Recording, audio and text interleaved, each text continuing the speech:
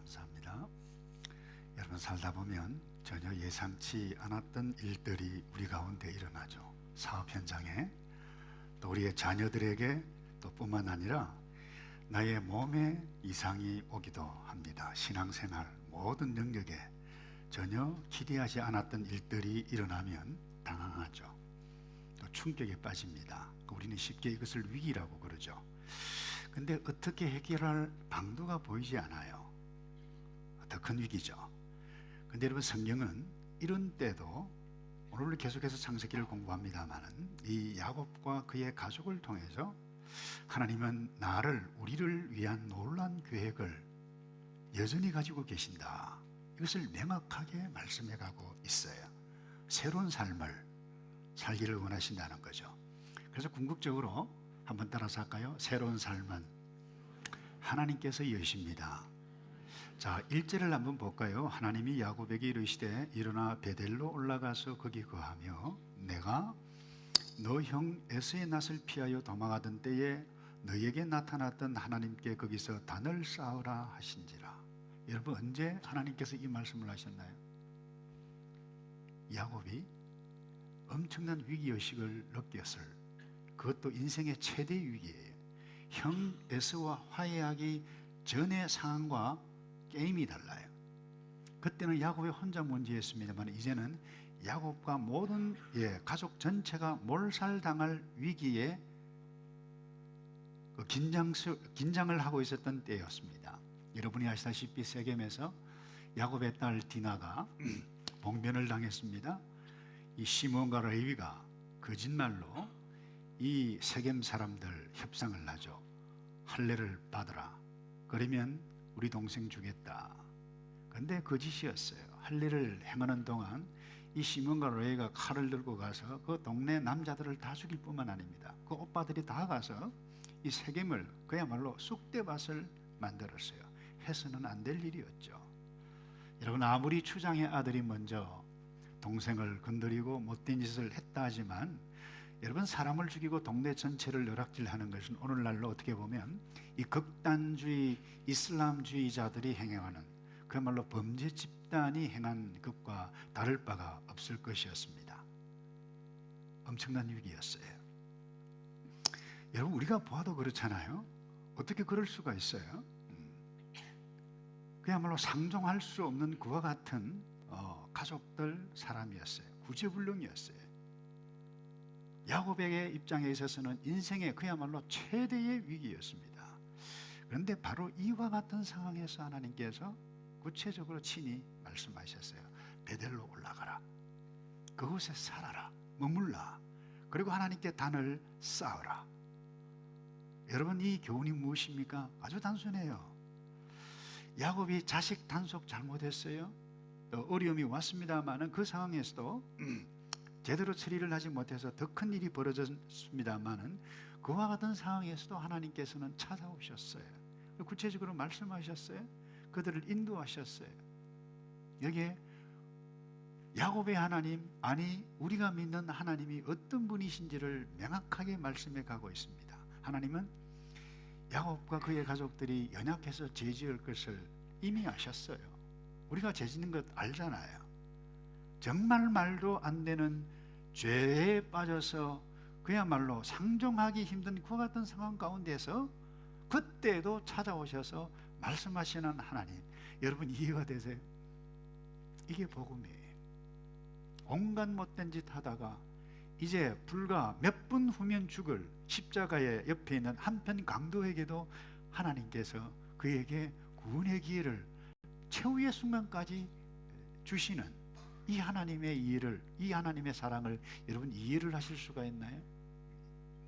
이게 모든 사람을 향한 하나님의 마음이에요. 여러분, 우리가 어제 실수, 어제 잘못 선택한 것 때문에 지금 저와 여러분이 엄청난 일들을 당해서 새롭게 일어설 어떤 방도도 없고 용기도 없고 그와 같은 형편에 처해 있는 사람이 있나요? 오늘 이 야곱과 그의 가정을 한번 보시기 바랍니다. 이웃 동네로부터 추방당해야 할 위기, 저 집안은 우리 동네에 없어야 되는 그와 같은 사람들이다, 범죄 집단이다, 파렴치한 사람이다. 거짓 약속했다. 거짓 약속해놓고 등 뒤에 칼을 들고 칼을 꼽는 야비한 사람들, 낙인 찍힌 그와 같은 사람들이었어요.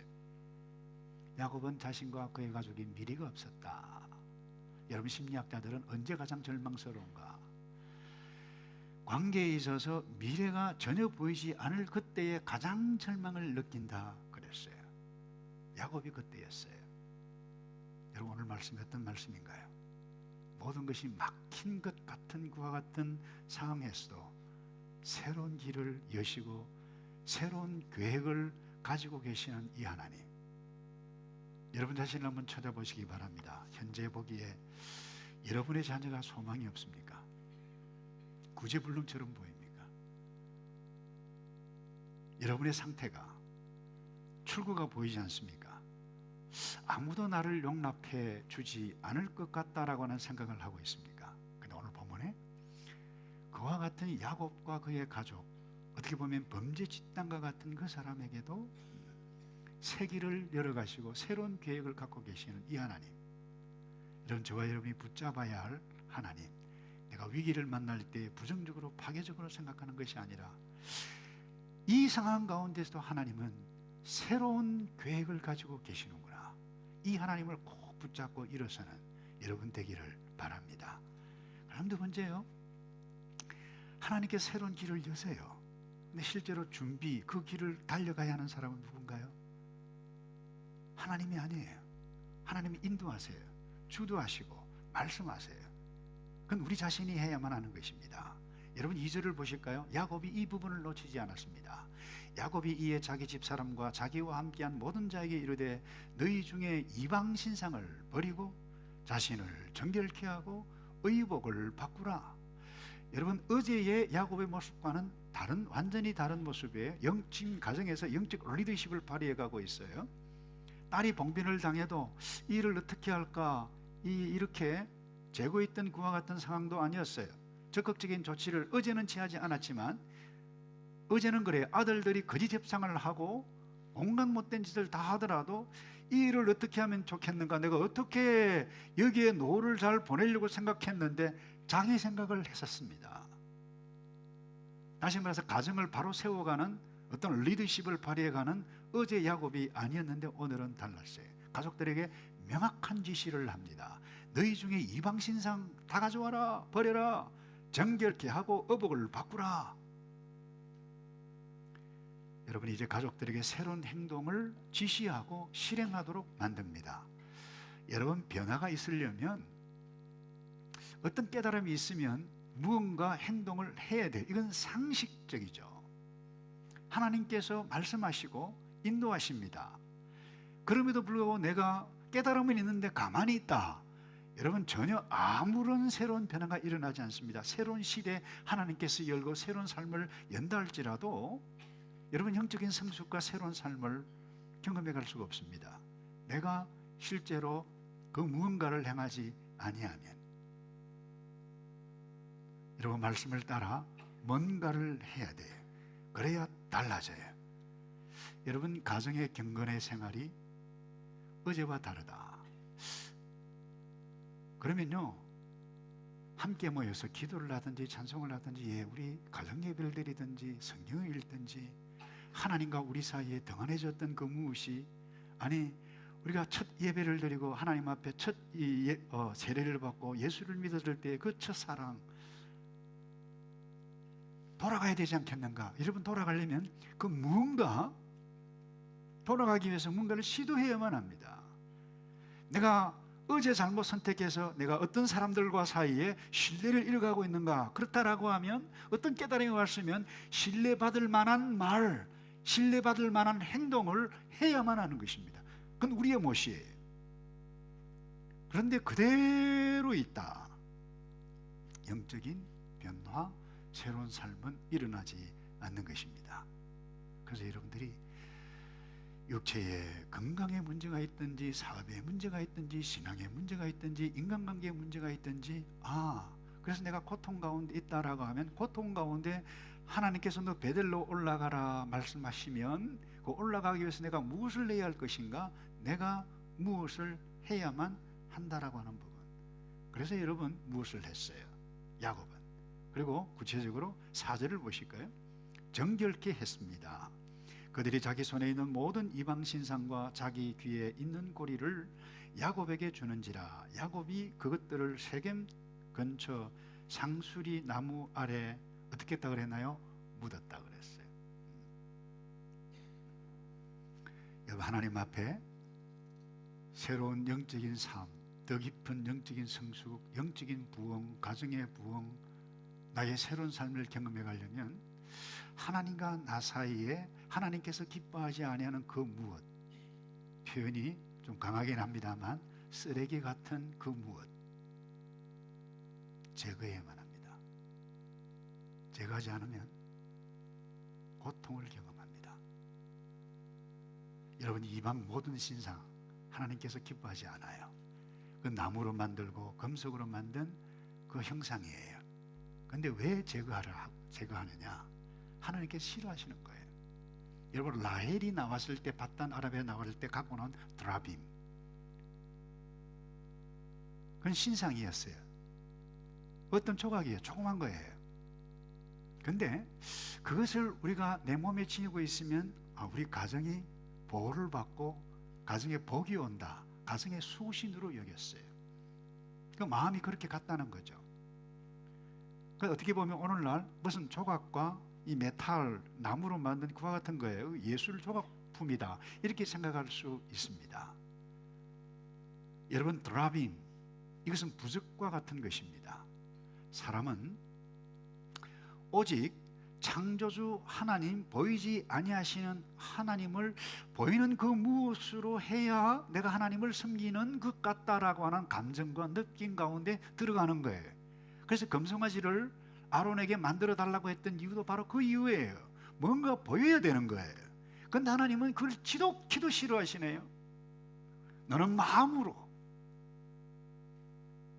장식도 하지 말라, 예배를 드릴 때 돌도 깎지 말라, 그냥 마음으로 하나님 앞에 예배드려라 그랬어요. 너희를 인도한 하나님이 어떤 하나님인지. 그래서 이런 출애굽기 20장 4절에 명확히 이렇게 말씀하셨어요.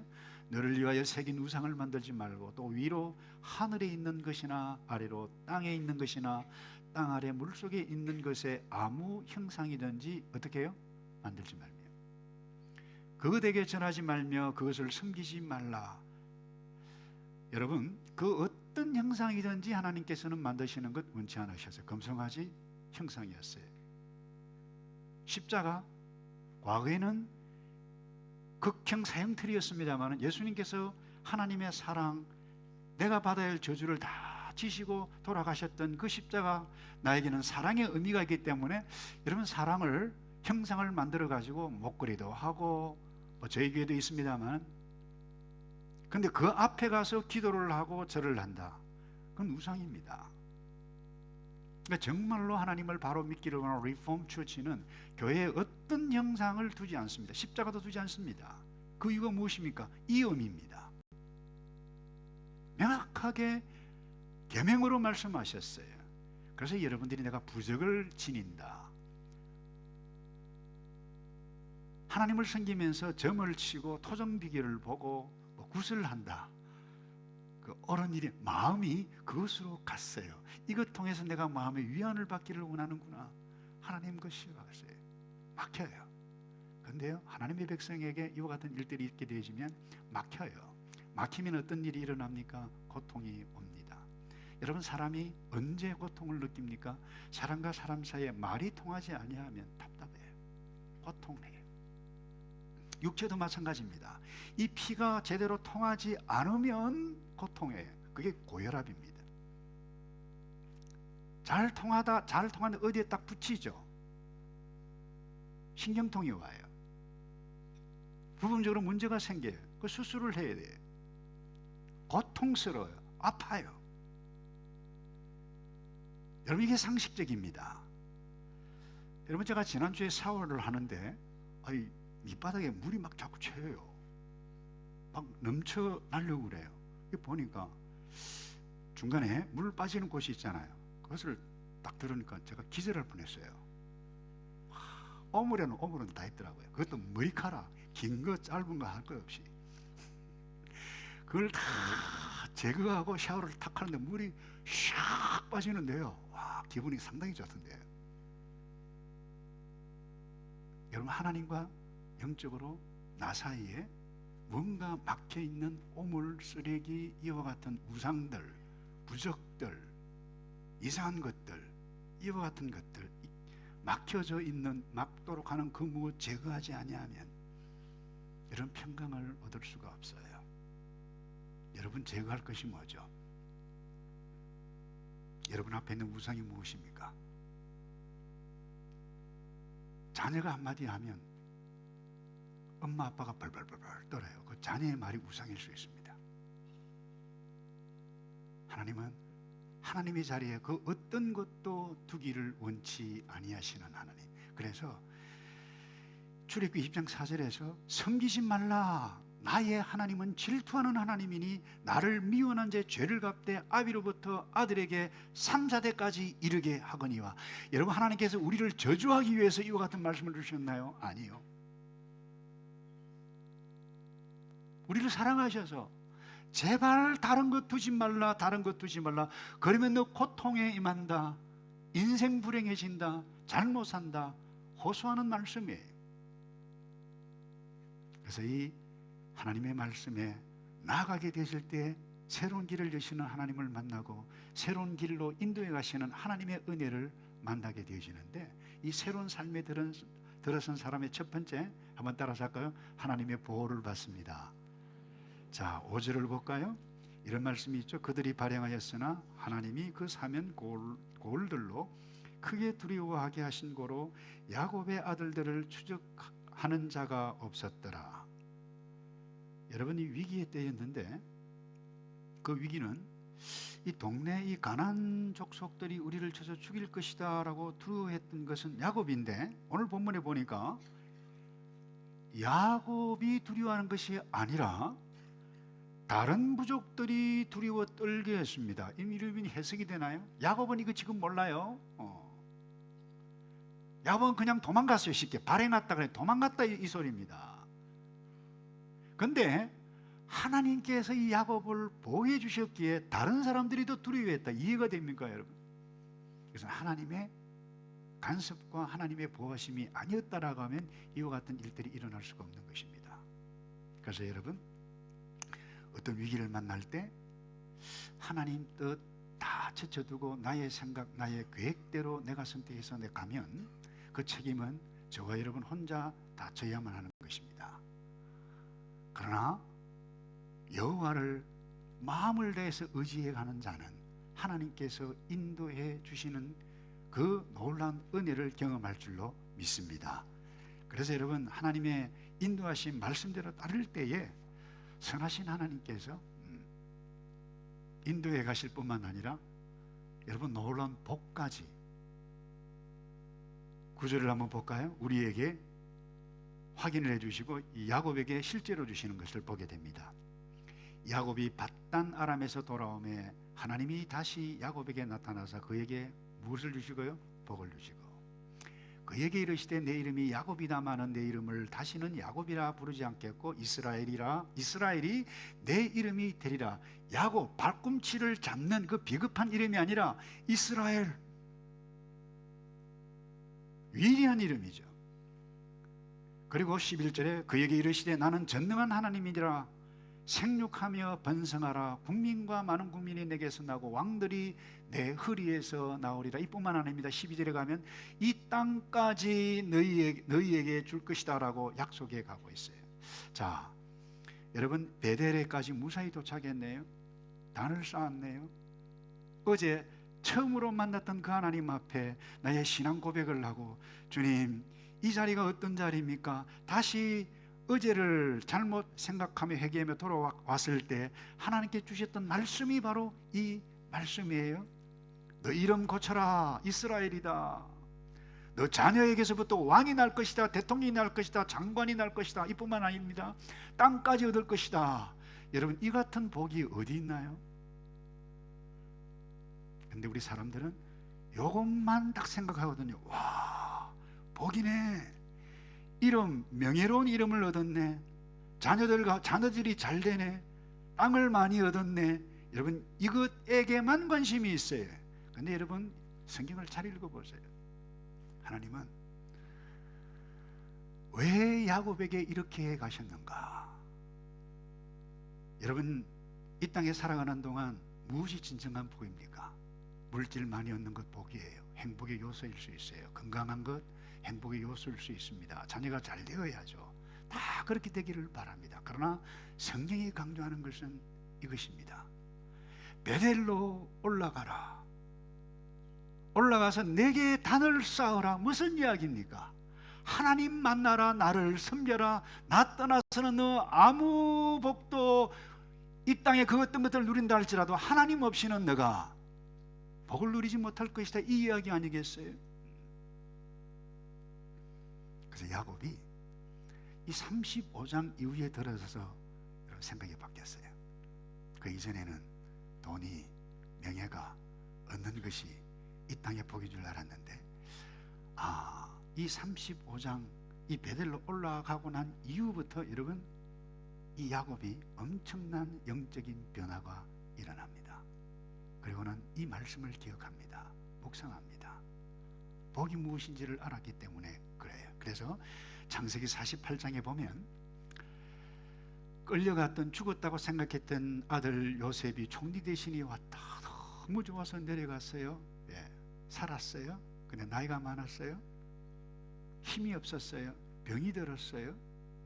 그때 병이 든 아버지에게 문안인사 왔던 애굽의 총리 대신 제2인자가 요셉이 왔다라고 하는 소식을 딱 들었을 때 힘을 다하여 침상에 일어나 앉았습니다.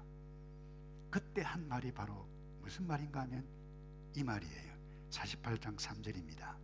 요셉에게 이르되 요셉아, 잘 들으라. 이전에 가나안 땅을 루스에서 전능하신 하나님이 내게 나타나셨다. 그분이 복을 주셨다. 내게 말씀하시기를 내가 너로 생육하게 하며 번성하게 하며 내게서 많은 백성이 나게 하고 내가 이 땅을 내 후손에게 주어 영원한 기업이 되게 하리라 하셨느니라. 여러분, 이스라엘이, 야곱이 말년에 붙잡고 있었던 것은 우리 요셉 총리 대신 됐네, 잘 됐네, 너무 좋네, 그것이 아니었어요. 하나님이었어요. 하나님께서 베델에서 만났던, 하나님께서 주셨던 하나님의 말씀이었어요. 자기가 이루었던 업적 자랑하는 것이 아니었어요. 이스라엘에게, 야곱에게 선하게 행해 주셨던 그 하나님의 약속의 말씀을 붙잡고 있었다라고 하는 부분. 여러분, 존 오트버그라고 하는 분이 이 웰로 크레이 커뮤니티 사역자로 섬기다가 개척해서 아주 사역을 잘 하시고 있는 분인데, 이분이 아주 글을 잘 적어요. 평범 이상의 삶이라고 하는 책을 썼는데, 그 책 내용 가운데 자기 친구가 적었던 글을 인용하는 것을 읽었는데 참 감동적이에요. 이 친구가 이 톰 스미트라고 하는 분인데, 이분이 정기적으로 요양병원, 그러니까 국립 시립 요양병원을 이렇게 방문하고 섬기는 분이었어요. 근데 어느 날 이 톰 스미스, 이 요양병원, 우리 뉴질랜드로 하면 레스트 홈이라고 봐도 되겠어요. 이렇게 갔는데 복도 저 끝에 힘없이 휠체어에 타고 있는 한 할머니를 보았어요. 눈에는 초점이 없었어요. 근데 그것도 한쪽 눈은 일그러졌어요. 근데 그 한쪽 눈도 시력이 거의 볼 수가 없었어요. 잘 들을 수가 없었어요. 보청기를 꼈어요. 그 얼굴 한쪽은 이미 피부암도 있어가지고 일그러져서 형편이 보기에 깜짝 놀랄 정도로 흉측한 얼굴이었어요. 거기다가 이 턱 관절이 이그러져가지고, 여러분, 이 턱 관절이 이그러지면 이 입이 정상이 아닙니다. 가만히 있어도 침이 이렇게 흐릅니다. 병상에 혼자 누운 지 25년이나 되었던 89살을 된 할머니였어요. 이 톰 스미시 이 할머니에게 지나치지 않고 다가갔어요. 그리고 꽃을 들이면서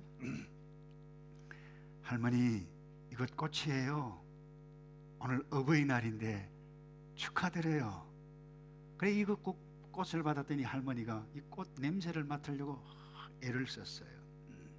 그러면서 쉽게 알아듣기 들은 말은 아니었습니다만은 하는 말이에요. 고맙습니다. 아름다운 꽃이군요. 그런데 이 꽃 다른 사람에게 줘도 될까요? 사실 나는 눈이 멀어서 잘 보지도 못하거든요. 네, 그러죠. 그래서 휠체어를 가지고 다른 사람에 가서 꽃을 이 할머니가 딱 건네주면서 하는 말이 그래요. 이것 받으세요. 예수님께서 주시는 거예요. 이 말을 들은 탐 스미시, 이 할머니 보통 분이 아니구나. 하나님을 믿는 분이구나. 그래서 자기 병실로 안내를 해가면서 이야기를 나누었어요. 그는 친해졌어요.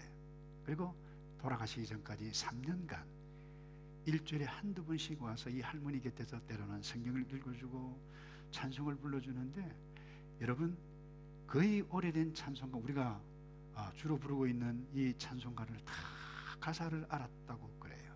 근데 힘이 들어서 성경을 이 스톱을 딱 하면 바로 그 순간에 이 할머님이 내가 가장 힘들고 어려웠을 때의 그 말씀이 내게 얼마나 큰 위로가 되었는지 하면서 구체적으로 토를 달면서 이야기를 해. 그리고는 이 탐 스미시, 내가 매주 한두 번씩 이 할머니를 도우러 가는 것이 아니라 이제는 이 탐 스미시 수첩을 가져가 가지고 오늘은 할머니가 나에게 어떤 영적인 도전을 줄까 배우러 갔다는 것입니다. 그러면서 어느 날 한 번은 의문점이 들었대요. 이분이 제대로 보지도 못해요. 보청기를 끼지 않으면 듣지도 못해요. 근데 밤인지 낮인지도 모르는데 매일 몇 시간 어떻게 이 할머님이 보낼까 궁금해서 어떤 생각을 하고 있는지 물었어요. 할머니, 혼자서 매일 어떤 생각을 하시죠? 이 이름이 메이블이라고 하는 할머니예요. 이 메이블이 그런 이야기를 해요. 나의 예수님에 대해서 생각하지. 이 말을 듣는 순간 충격을 받습니다. 자기는 하루에 5분도 예수님에 대해서 생각하지 않는데 난 매일 나의 예수님에 대해서 생각하지. 그러면서 이 할머니 그렇게 이야기를 해요. 느릿느릿하게 말도 잘 할 수 없으면서 예수님께서 내게 얼마나 선한 일을 행하셨는지 그건 내가 생각하지. 내가 얼마나 많은 복을 받은 사람인지 모르지. 내가 이와 같은 이야기를 다른 사람 하면 저 할머니 참 구식이다 그렇게 말을 하더라도 상관이 없어. 내게 가장 귀한 분은 예수님이야. 그러면서요, 이 할머니가 아주 오래된 찬송을 부르기를 시작했어요. 그 가사 내용이 이거예요. 예수는 나의 힘이요 내 생명 되시니 구주 예수 떠나가면 죄중에 빠지리. 눈물이 앞을 가리고 내 마음에 근심 쌓일 때 위로하고 힘주시니 주 예수. 여러분, 이 땅에 살아가는 동안 진정한 복, 능력이 무엇인가요? 여러분, 물질이 영원하지 않습니다. 현재 여러분에 있는 포지션이 영원하지 않습니다. 여러분, 눈 시력이 없어서 TV도 보지 못할 그때가 있을 것입니다. 때로는 자녀들이 다 떠나서 쓸쓸하게 이 할머니처럼 혼자 될 수도 있습니다. 그때 무엇이 힘이 되고 무엇이 능력이 될까요? 돈이 위로가 되겠어요? 여러분, 이 할머니에게는 보통 사람이 갖고 있지 못한 능력이 있었어요. 복이 있었어요. 그게 뭔가요? 생명 되신 예수 그리스도. 그는 하늘의 능력, 하늘의 복을 받은 분임에 틀림이 없어요. 그래서 우리 모든 인생에 진정한 복이 무엇인가, 능력이 무엇인가, 여러분, 이 할머니처럼, 이 야곱처럼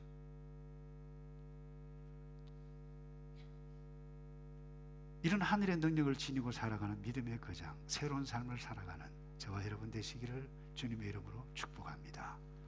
다 같이 기도하겠습니다. 예수님, 힘든 위기 상황 만날지라도 새로 놀란 계획을 가지고 계셨던 이 야곱의 하나님이 나의 하나님인 것을 믿고 예수 그리스도가 나의 힘이고 나의 새 생명 되시는 그분인 것을 고백하며 남은 생애 이 땅에서 잘 마무리해가는 우리 모두 되어지도록 선하게 인도하여 주시옵소서. 예수 그리스도의 이름으로 기도하옵나이다. 아멘.